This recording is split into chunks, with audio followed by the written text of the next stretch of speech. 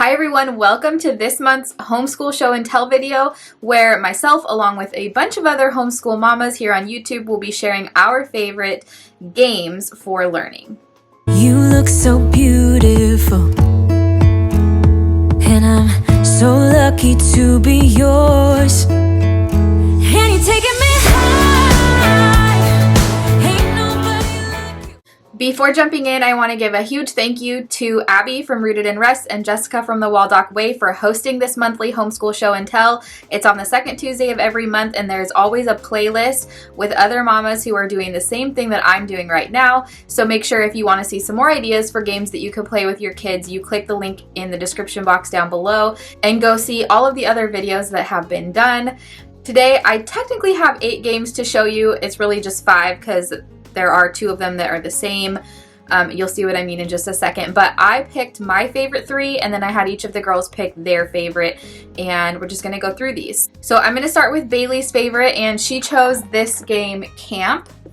And this is a very simple game, but I also love this because it can be played by any age. The goal is to be the first one to start at the campfire and then to make your way around the board, and along the way you answer questions. But there are different levels in the question. So someone who is a beginner is going to answer the first question, and then someone who is more advanced or older is going to answer the last question or anything in between. So for example, one of the cards is a picture of a bird, and it says what bird is pictured above for the first question, and they choose red-winged blackbird, a dove, or a cardinal. Whereas the last question is how many states have the cardinal as the state bird. So the difficulty gets harder. You can play with all ages all at once, so it's a great family game. And Bailey said she loves this game because she loves learning about nature and animals. So I kind of expected her to choose this one, and it's definitely a fun family game that's a must-buy in my opinion. All right, and now for Quinn's favorite. She loves Zingo. And there are several different Zingo games. This one is Sight Words, which is her personal favorite. And this is what I meant by technically I have 8, because this is time-telling Zingo.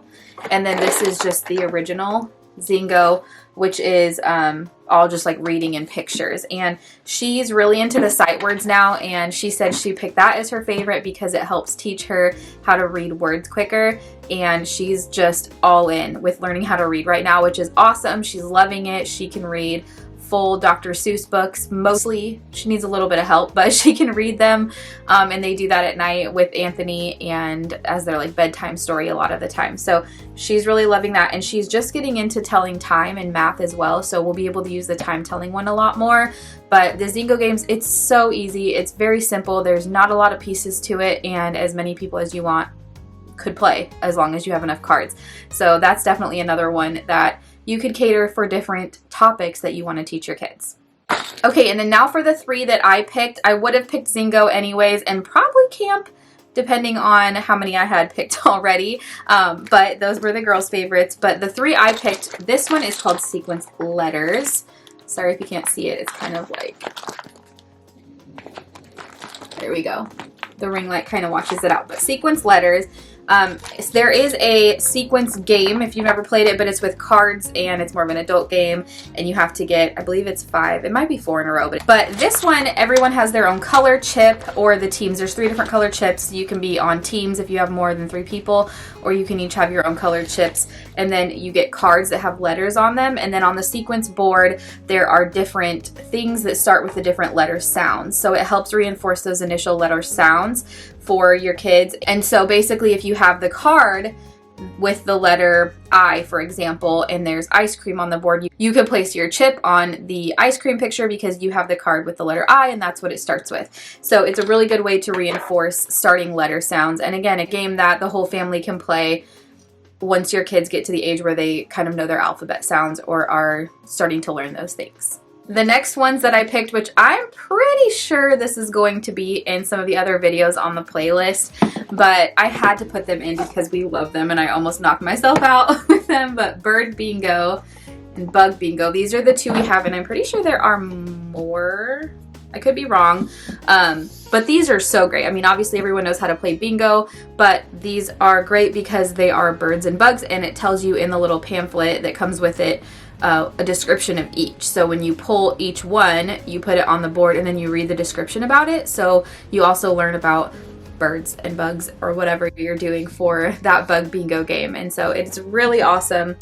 Bailey really loves that one. Again, she's super into nature, but easy family fun game that is not too time consuming to play as well.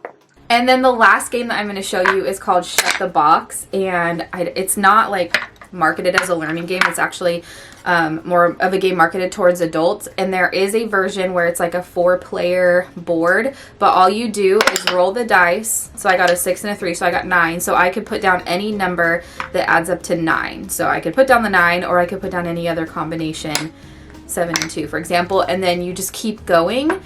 If you knock down 7, 8, and 9, then you only go to rolling 1, and you try to get all of them down. If you do get all of them down, so say I have this left and I rolled a 5, then I would put it down, and that means I shut the box. If you're playing with multiple people, that's an automatic win.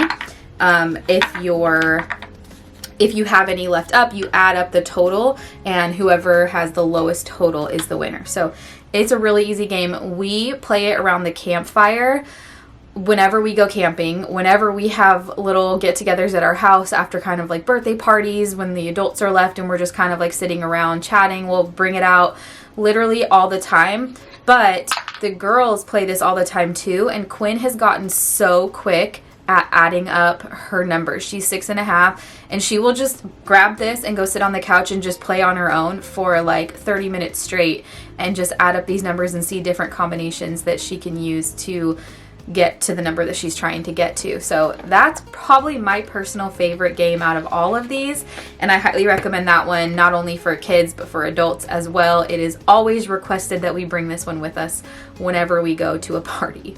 So that is it for this video. Those are our 5 favorite games that we play to learn and enhance our knowledge of whatever topic we are playing about.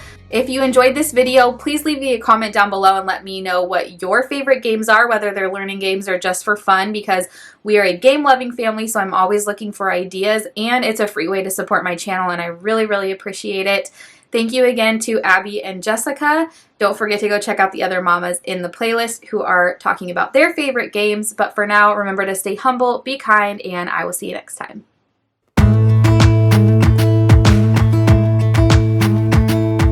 Jump into the car on a Friday.